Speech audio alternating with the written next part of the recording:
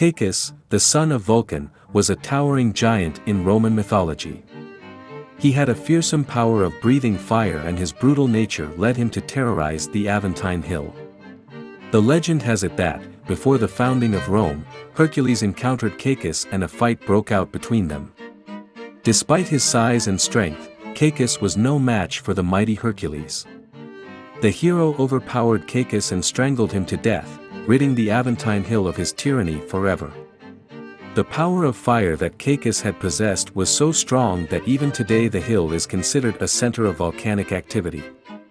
Interestingly, the name Cacus means evil or wicked in Latin, which is quite fitting given the giant's cruel and malicious nature.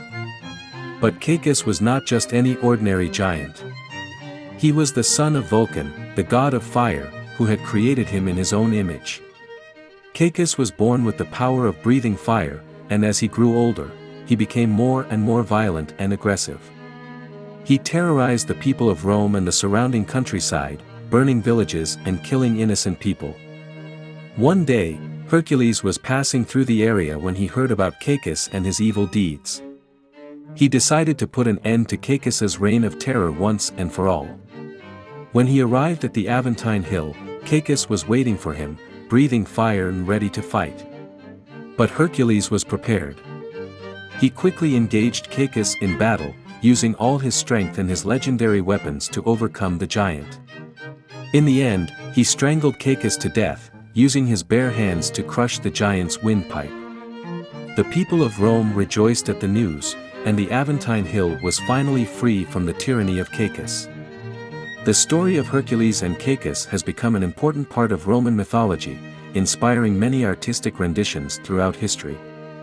And even today, the Aventine Hill is still considered a center of volcanic activity, a reminder of the incredible power of fire that Cacus once possessed. Cacus was a terrifying monster that lived in a cave near Rome. He was known to feed on human flesh and even displayed the heads of his victims at the entrance of his lair. One day, Hercules passed by with a herd of cattle, which he had previously stolen from a man named Geryon. Cacus craftily stole 8 of the cattle, dragging them by their tails in the opposite direction.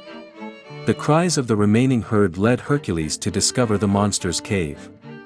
Cacus, fully aware of the impending danger, sealed the entrance with a huge boulder. Hercules did not let this deter him, as he broke through the mountain to confront Cacus. The monster attacked Hercules by spitting fire and smoke, but the hero was able to defend himself with rocks and tree branches.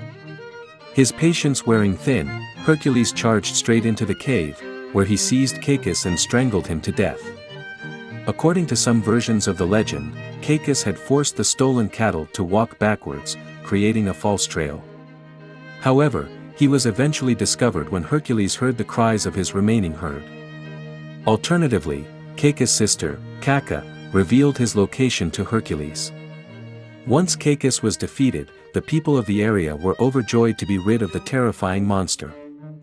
In honor of his victory, Hercules established an altar and a temple in the location of the cattle market in Rome.